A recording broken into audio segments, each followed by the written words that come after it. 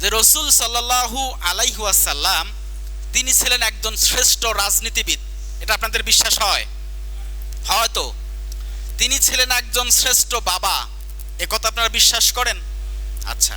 তিনি ছিলেন একজন শ্রেষ্ঠ নানা, এটা আপনাদের বিশ্বাস হয়?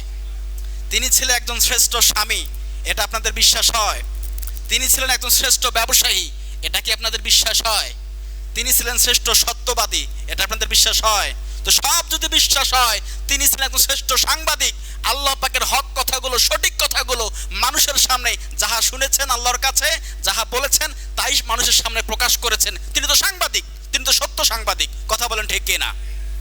এটা সহজ কথাটা আপনারা বোঝেন। আর ওরা সাংবাদিক বলেছে রসুলকে। রসুল তো শ্রেষ্ঠ সাংবাদিক, রসুল তো শ্রেষ্ঠ ব্যবসায়ী। আল্লাহ রসুল কি ব্যবসা করতেন না? খাদিজার ব্যবসার দেখাশোনা তিনি করতেন না?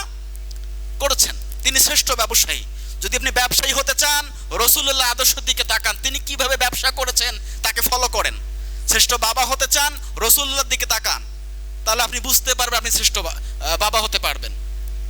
তো সাংবাদিককে একটু উৎসাহ দেওয়ার জন্য তিনি বলেছেন, তিনি এটা বোঝাতে চেয়েছেন যে সাংবাদিক এটা একটা মহৎ পেশা। আপনারা যে ঘটনাগুলো চতুর্দিকে ঘটছে তামাম বিশ্বে, সাংবাদিকদেরকে উদ্বুদ্ধ করার জন্য বলেছেন যে আপনারা এই সাংবাদিকতার রসুলের একটা দায়িত্ব, পেশার মতো, যে আপনারা যাহা দেখবেন সঠিকটা মানুষের সামনে তুলে ধরবেন, কারণ রসুল ছিলেন সাংবাদিক, শ্রেষ্ঠ সাংবাদিক। এইটা বলার কারণে তাকে গাঁজাখোর কাফির বলে ফতোয়া দিচ্ছে। কে দিচ্ছে?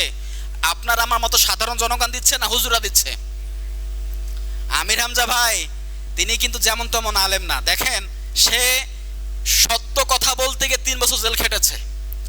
যারা হক্কানি আলেম এদেরকে বাইরে খুব একটা পাবেন না, এদের বেশিরভাগ ঠিকানা হয় জেলখানায়।